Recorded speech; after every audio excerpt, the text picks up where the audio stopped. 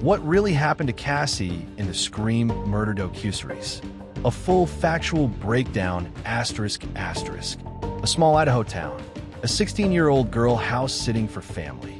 Two of her high school classmates, friends she trusted, planning something horrific. No sensationalism, just real evidence, real motive, and real consequences.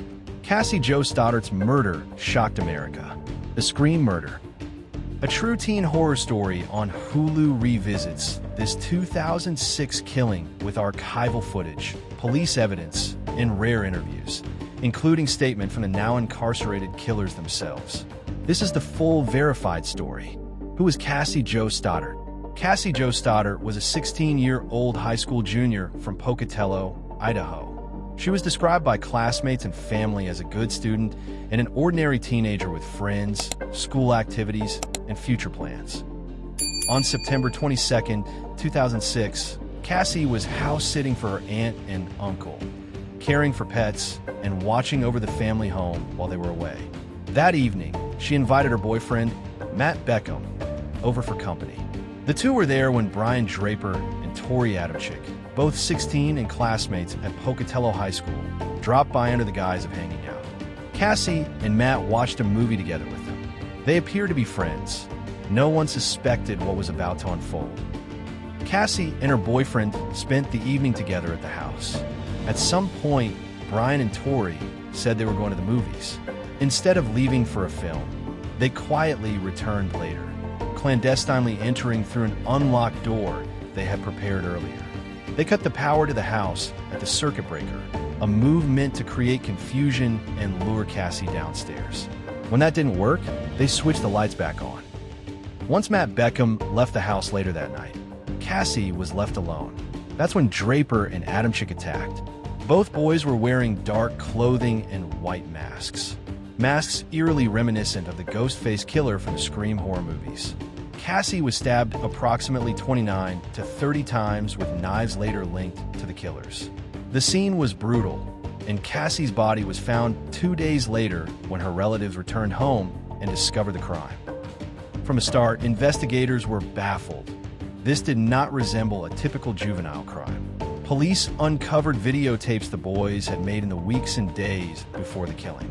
These recordings, self-made and documentary style, discussed their fascination with horror films and their intention to commit a murder.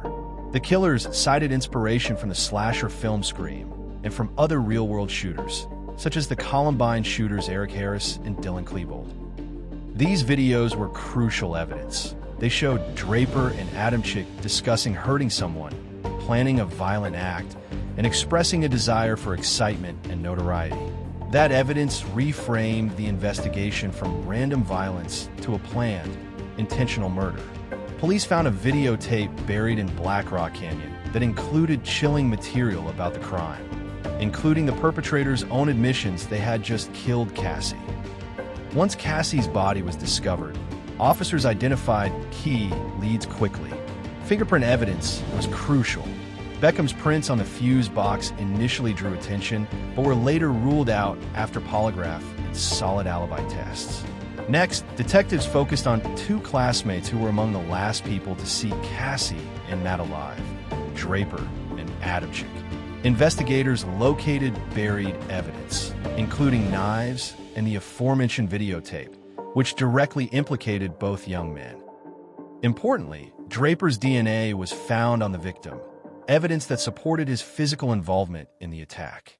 This combination of forensic evidence, video admissions, and planning materials solidified police suspicion and laid the groundwork for prosecution. Brian Draper and Tori Adamczyk were arrested, charged, and tried as adults, despite their age of 16 at the time of the crime. Both were convicted of first-degree murder, conspiracy to commit murder. At separate trials in 2007, each was found guilty and sentenced to life imprisonment without the possibility of parole, plus an additional term for conspiracy to commit murder. Their appeals to reduce sentences were denied, and their life terms were upheld. Both remain incarcerated in Idaho. Cassie's murder devastated her family and the small city of Pocatello. The brutality, a 16-year-old killed by classmates, shattered sense of safety and created long-lasting grief.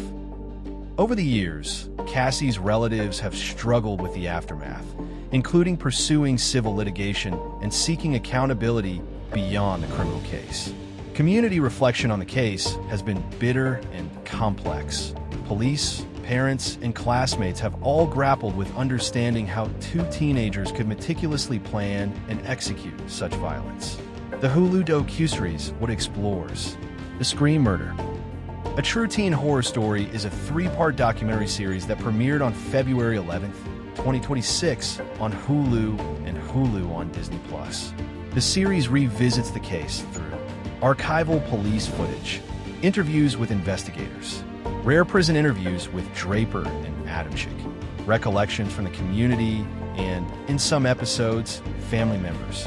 The show focuses on Cassie's last hours, how the investigation unfolded, the buried videotapes that reframed the crime, the killer's own explanations for their actions, the broader implications for justice and juvenile sentencing.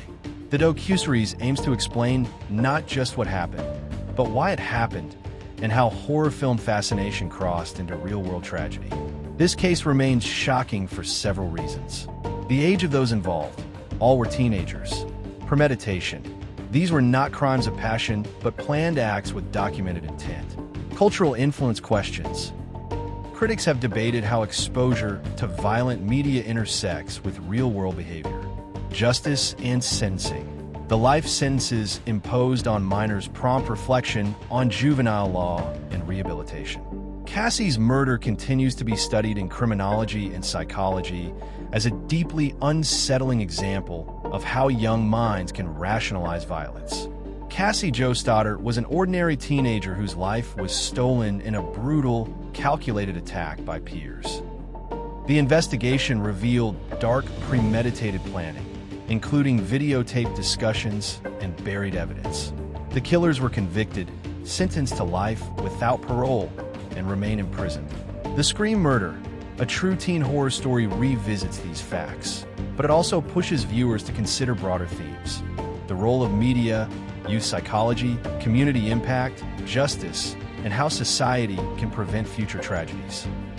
If you found this breakdown helpful and want more deep, factual investigations into real-world cases like this video, subscribe, and hit the notification bell so you never miss a new episode.